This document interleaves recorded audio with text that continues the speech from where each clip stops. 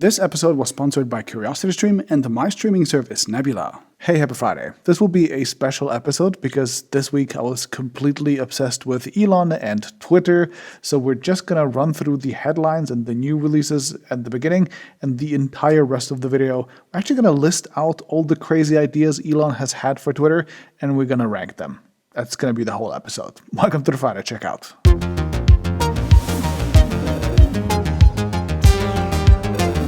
Okay, in the brief, we first have Xiaomi, who showed off a weird new Xiaomi 12S Ultra concept, which is quite fun for adding a 1-inch camera sensor that you can actually attach a real Leica lens to. This is probably never going to turn into an actual product, but it's interesting to see regardless. Then Sony announced pricing and plans for the long-awaited PlayStation VR 2 that is launching on the 22nd of February. At $550, it's fairly expensive, and it sadly doesn't seem to have any super impressive games yet, while also not supporting the old PSVR catalog, but the specs seem very good with 120Hz 4K OLED screens, 110 degrees of field of view, eye tracking and more, so maybe it will be worth the price. Next, Huawei launched the Pocket S in China, a sort of budget version of its Pocket P50 for about $300 less. The list price is also a little bit lower than that of the Galaxy Flip 4 in China when that came out, so yay for affordable-ish foldables, though there is sadly no word on international availability yet. Then Rolex just made the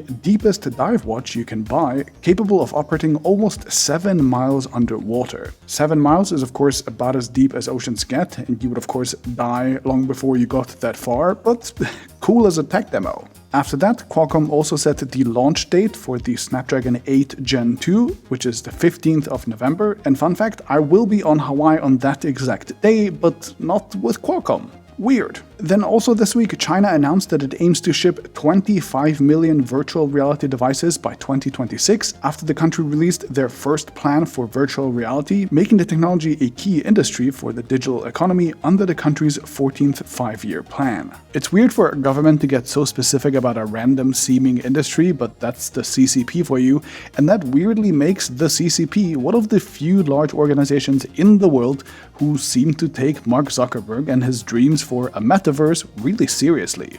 Interesting. Then, in pathetic news this week, somehow Pantone and Adobe couldn't come to an agreement, so now Pantone is asking for a charge of $15 a month for the privilege of using its colors in Photoshop.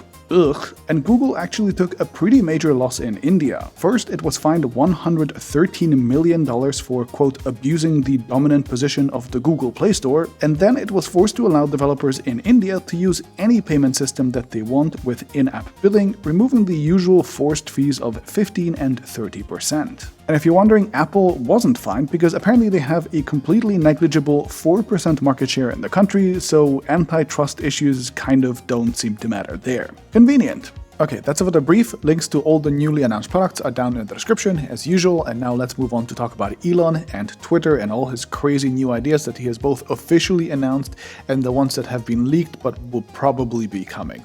And let's rank them on a tier list from S to F. This is a weird tier list, but don't worry about it. Just good is on top, bad is on the bottom. And I'm going to be ranking them by how much sense they make for Twitter as a company. Not how much I like them, but how much they make sense for Twitter as a business, as a company. Okay, let's start with the most controversial one, which is anyone being able to pay $8 a month for Twitter Blue, which then will give them a blue check mark next to their name. And this, to me, is a C, I think. Maybe on the long term, having more people who are verified will reduce spam and bot stuff and bad things on the Twitter platform. We haven't actually seen any plans or user research or any detailed thoughts that prove this, but let's assume it does long term. However, we know for sure that this feature was thrown together in like 2 days with absolutely no fact checking or thought. Elon is basically on the verge of firing half of the company and most of their moderation staff, so there's no way they've built any protection features against any scams into the current rollout, which means that on the short term, definitely we'll get random scammers just paying $8 a month and pretending to be Snoop Dogg or Cardi B or whoever and telling people to pay them $1,000 in Bitcoin, like within a few weeks. So yeah, I think C at best for now. Also, I love how Elon is framing these blue check marks as some kind of lords versus peasants system that exists on Twitter and that is like incredibly cruel. But he, literally the world's richest man, together with his literal billionaire buddies, are gonna come together and take down this cruel system. The lords are gonna fall and the peasantry is gonna rise, and you, the peasant, the only thing that you have to do to help this revolution is pay Elon $8 a month.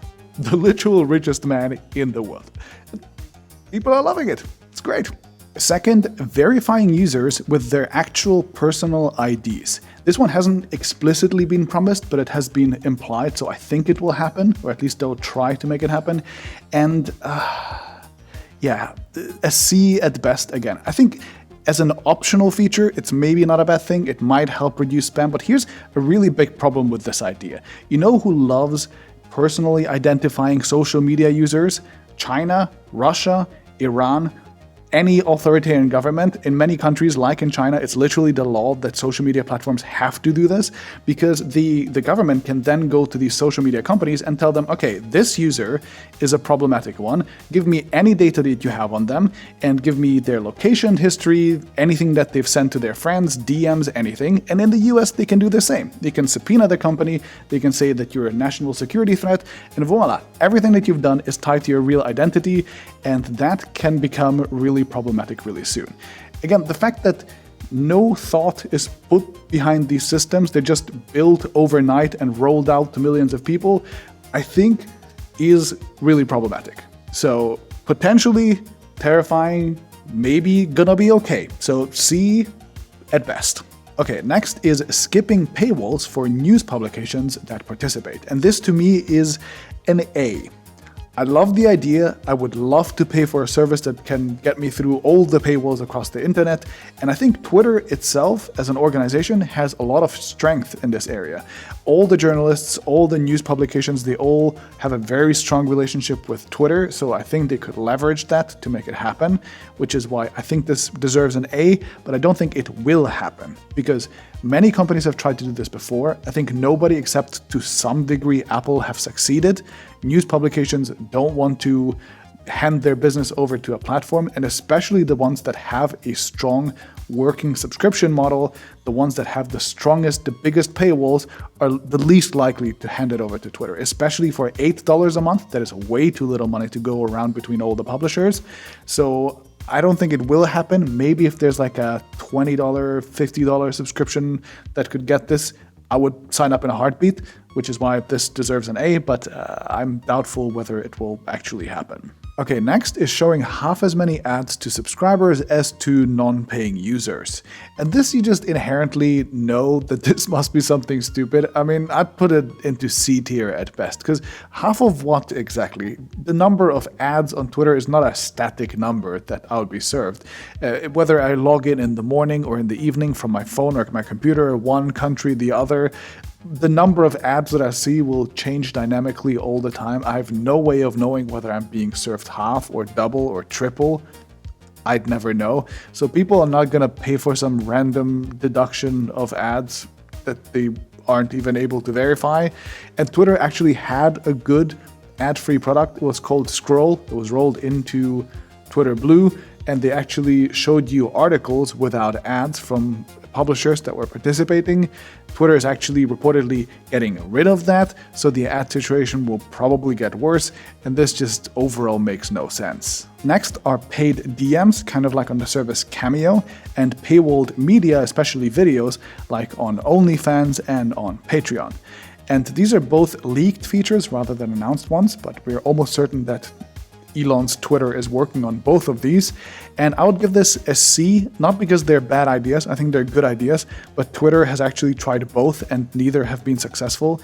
Their paid subscription model to individual creators called Super Followers has not been a huge success, and their own research team has actually done the research already.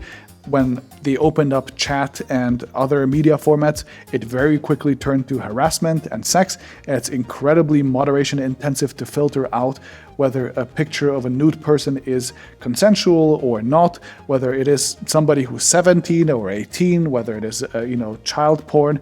It's all really difficult to do at scale. Twitter, even before they had half of their staff fired by Elon, didn't have the resources for this. So now I think it is just not a realistic option. Next, making the edit button free. And this, to me, is an easy S-tier move. It's only rumored, not confirmed, but it just makes sense. It's part of the Twitter Blue subscription right now, but the Blue subscription as it is not very successful. They've only made like $6 million with it or something like that. So people, when given the option to pay for the edit button, have chosen not to pay for it, which means just take it out, give it to everyone. Elon gets some goodwill. Everybody's happy. The platform gets better. The end. S tier. Next is turning Twitter into a super app like WeChat.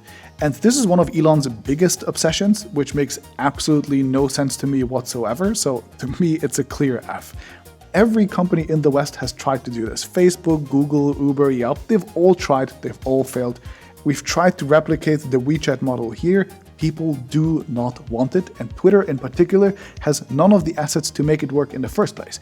They don't have a payment system, they don't have a registry of local businesses, they have nothing that you need to make a super app. So, clear F. And the final idea is reviving Vine, which is something that Elon has actually tweeted a poll about, and this to me, again, makes absolutely no sense. This goes to the F tier. Everyone has tried reviving Vine, including the founder of Vine itself. None of it has worked. There's only YouTube Shorts, Instagram Reels, and TikTok left. These three gigantic companies are pouring tens of billions of dollars and their best engineers and everything into this content format. That's more money than Twitter is worth as a company altogether. So there's no way Twitter can reach the scale and actually compete against them. That just makes no sense at all. Okay, that's it for the tier list. Let me know how you would have ordered all these features, but I think this tweet from Nikita Beer kind of perfectly sums up how I feel about this situation. This is a reality TV show of first-time social app founders, and it should be consumed as comedy. Well, apart from apparently a ton of people getting bullied extra hard even just since the acquisition and all the other terrible things that could happen in the future, apart from all of that, I agree. Kind of comedy gold. I really enjoy it. Now, I bet that his investors at Tesla, SpaceX, and Starlink will eventually stop finding it cute and funny that their supposed CEO has all of his time taken up by the never-ending dumpster fire that is Twitter, instead of running his other companies. And I think it will be extra hard for Elon to scale Twitter's subscription business from $6 million to compete with their $5 billion a year ad business without simultaneously losing most of their ad dollars with his free speech plan. But again, it's just a very entertaining show to watch from afar. Now, don't get me wrong, I think subscriptions are inherently a much better way to fund internet companies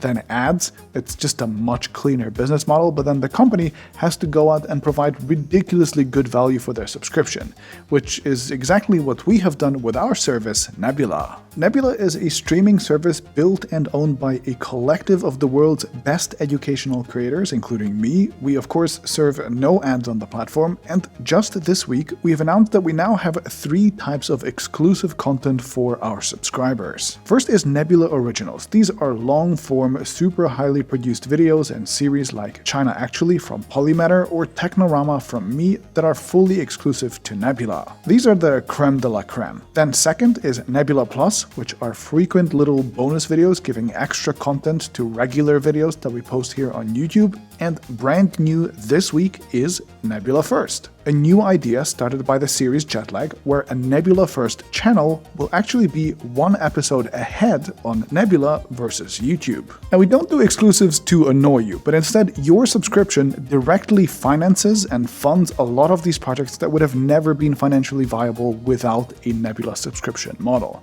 So, for example, the crew flying around all the time for the Jetlag episode, for example. In other words, you directly pay for new content to be made. I think that subscription model makes a ton of sense. And ironically, the thousands of hours of Nebula exclusive content and also the whole catalog of my sponsor CuriosityStream together in a bundle only cost $15 for an entire year, which is way less than Twitter Blue. That's literally a year's full of exclusive content from 2 platforms for less than 2 months of Twitter Blue. Pretty ridiculous, and CuriosityStream is of course the best place to watch professional documentaries online. It hosts thousands of great shows about history, science, nature, or space exploration. I particularly love their nature stuff for relaxing at home with cute animals, so check out the bundle and I'll see you next Friday.